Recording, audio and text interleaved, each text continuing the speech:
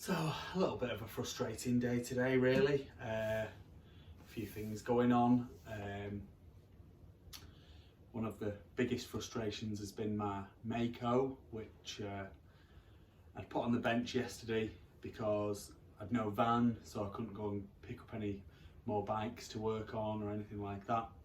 So I put it on the bench. I bought a straight pull throttle for it and got all that together, checked it was all sparking, and the kill switch was working, and this, that and the other, and it is sparking and it's firing, but it's kicking back quite harshly. So I've retarded the ignition as much as I possibly can, and it's still kicking back, but it does fire and run for a split second. So kind of promising, but more work required on that one, unfortunately.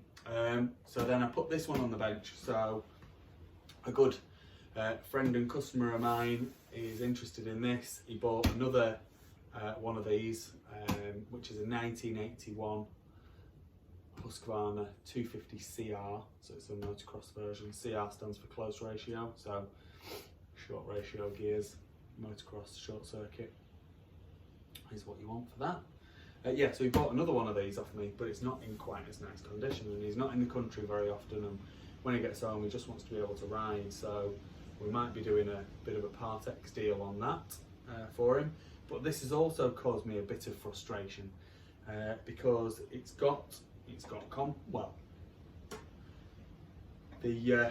kickstart wasn't engaging early enough, so I've moved the kickstart on a couple of splines.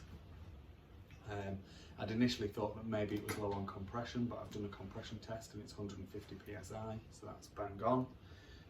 So then I've moved the kickstart, so it's now got compression, it's got a spark. The kill switch doesn't work, so I've just disconnected the wire and we can just touch that to an earth, and that'll kill the spark completely. So then it's like, what the flipping heck is going on here? And every time, and the head was on the wrong way round, so the spark plug was pointing directly up into the exhaust, so it was really difficult to get the spark plug out. I've had a look, I've cleaned the carb, the bottom of the carb, I mean it wasn't dirty. I've had a look in the barrel and everything looks alright, and the top of the piston looks alright, it's not burnt or anything like that, it's carbon on it, but it's alright.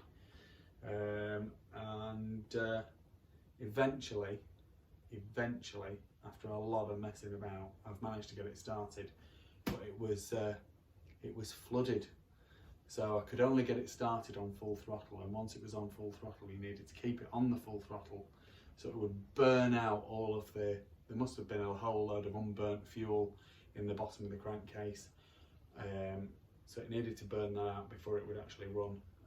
So eventually it's done that, and it's run like a good one, and it's ticking over and this, that and the other. And the thing is, the bike is beautiful. I love these metal tank Huskies, particularly this era, the nice rounded metal tanks. This is early 80s, this is in 1981. They stayed like this until like 83. And they look fantastic. They're really nice to work on, they're comfortable to ride, beautiful, beautiful bikes. So so like I said, there's a guy who's already kind of got his name on this, but we need to come to a deal, so I'll send him this video and we'll see what we can do. So let's have a bit of a closer look at her and see if we can point out some of the good and bad bits.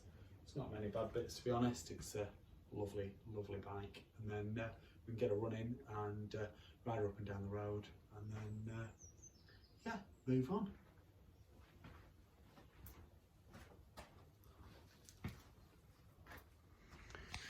Gorgeous, gorgeous tank. It's not absolutely perfect, but the guys put on some of these little clear protectors to protect the polished aluminium part of the tank. They just look gorgeous, they really, really do. So engine's looking good, the exhaust pipe looks as it should do.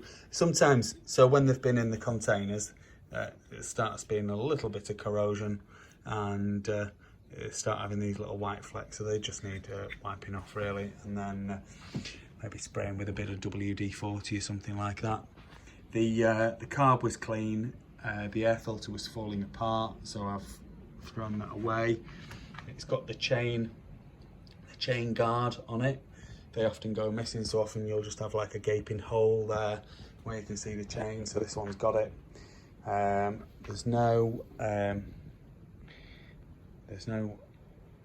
chain slider on there, so if I do ride it, which I am going to, I'll not be riding it much.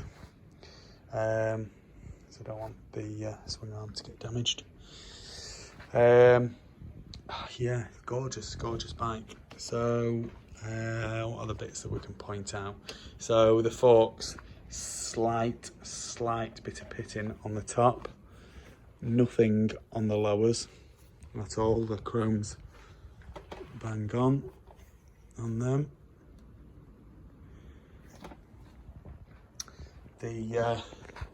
The lowers, they're painted and they've got a few little stone chips in them, so you know, if you wanted it to be mint, you'd have to get them redone.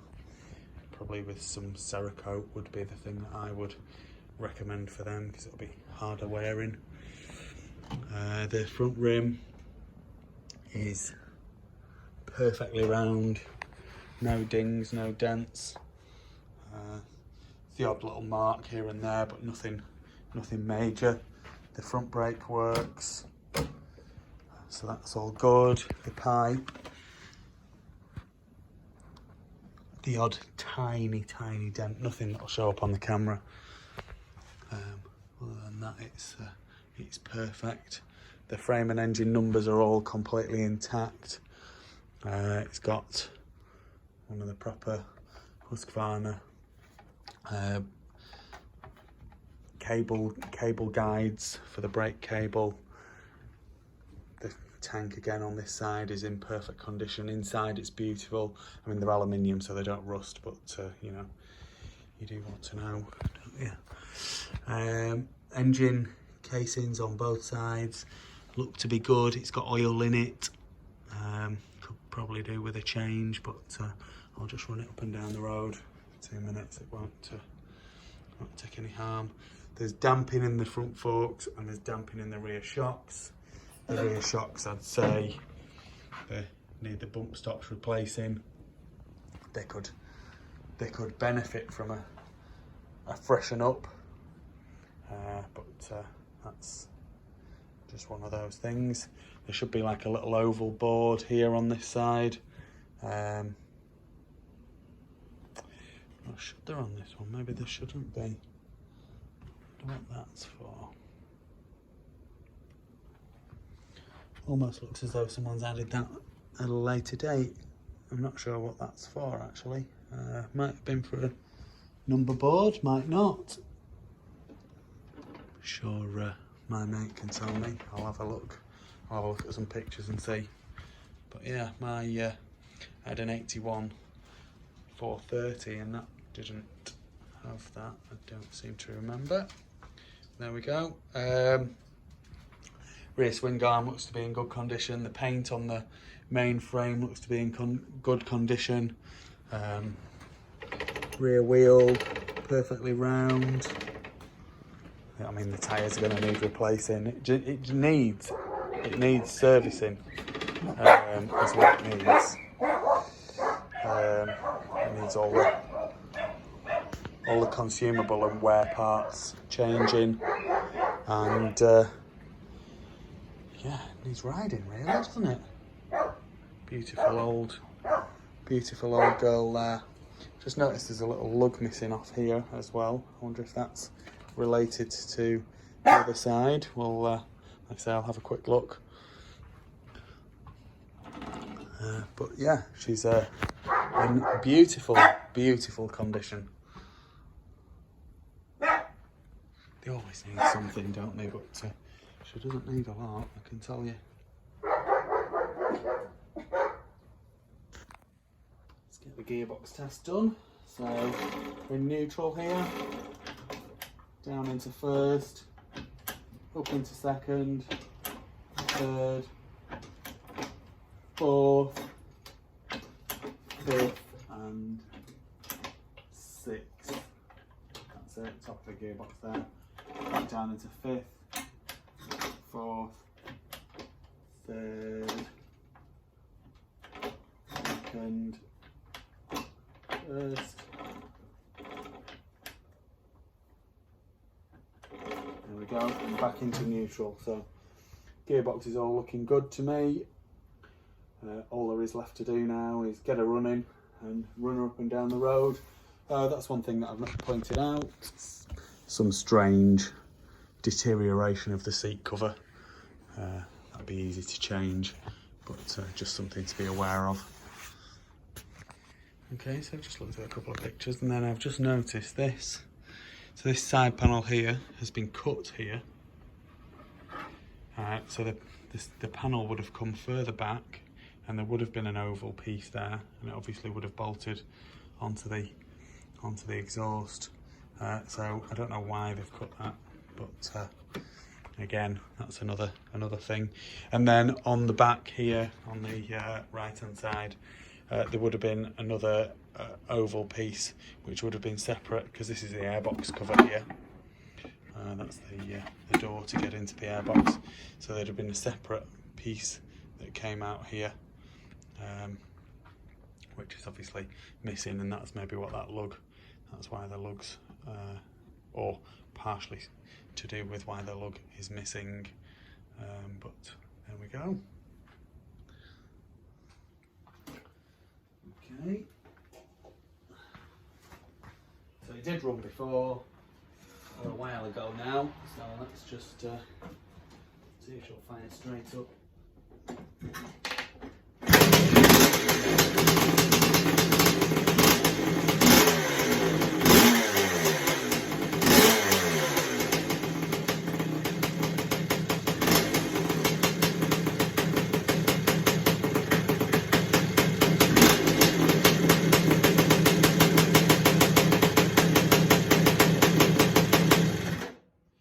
Right, so now we've had her running like that, we'll take her outside and ride her up the road.